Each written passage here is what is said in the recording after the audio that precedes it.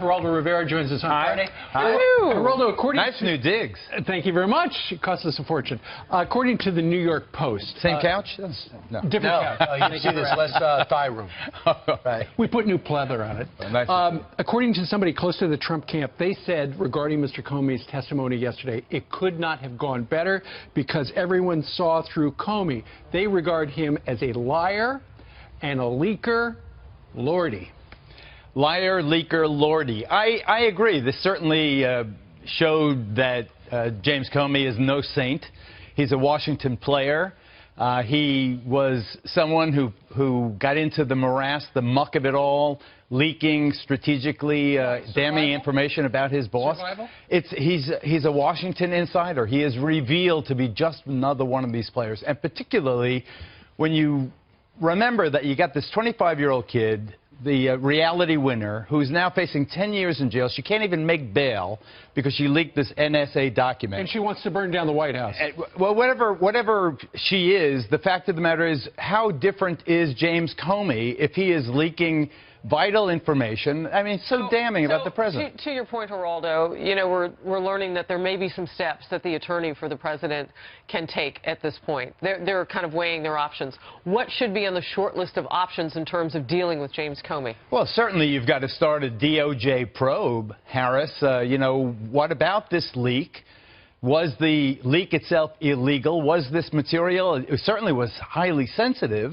Was it secret? Is there a violation? I think probably not, but there is no doubt there is a complaint that can be lodged against James Comey within the Department of Justice. Were those his memos alone to leak? Because that's been a point of contention. They are not personal property. So it is, in fact, a leak, I would understand, Geraldo, if he passed that on to his friend Daniel Richmond. It's not even a close call. It is obviously a leak. The question is, and unethical. The question is it illegal? I think that probably goes too far, but what it does do is lets you know that morally speaking, ethically speaking, this is no paragon of virtue. This is a player, a partisan in the muck of Washington. Democrats knew it. That's why they wanted him out to begin with. Well, when you remember how hypocritical the Democrats are now, they hated this man, James Comey, last year. They totally blamed Harry Reid said he's got to be fired. I thought the dork who stole the election from Hillary Clinton. Everybody hated him last year. This year they love him. And he's the paragon of virtue. Clearly, that's not the case. Right. Here's a tweet from the president on this topic. Despite so many this is the first one in a while. Despite so many false statements and lies, total and complete vindication. And wow, Comey is a leaker. Now, what the president does not want to talk about, I imagine, is what they're saying on other channels and other people are running with obstruction. Did he commit obstruction of justice with Comey, meeting with him one-on-one, saying back off Flynn, and there's nothing with Russia? I'll get, if I may, Brian, to the appropriateness of that one-on-one meeting, but let me say, as an attorney, clearly, there is no possible way to get to obstruction by what the president did in that meeting with James Comey. That is not obstruction. It is clumsy. It is, though, motivated by compassion. He wanted to help out Mike Flynn. Mike Flynn, a war hero. He said he was a good guy. Down on the balls of his ass right now. The guy can't get a job. He's trying to help him out. Pardon my salty language, but this is a president who I know for many, many years to be a compassionate person. By the way, I love General Flynn. He's a great guy. He may be, but he's screwed up. And he got fired as a result of it, and he's in a jam now because he probably lied about screwing up.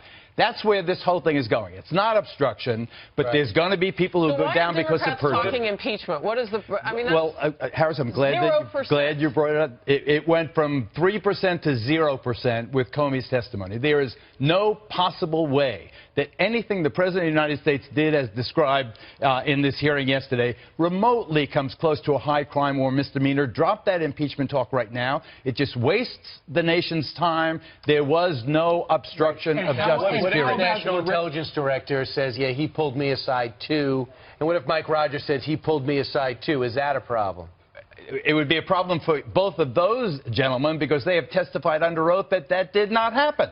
They have already testified that this president in no way, shape, or form tried to interfere with any of their intelligence probes, period. It seems to me this thing is almost over.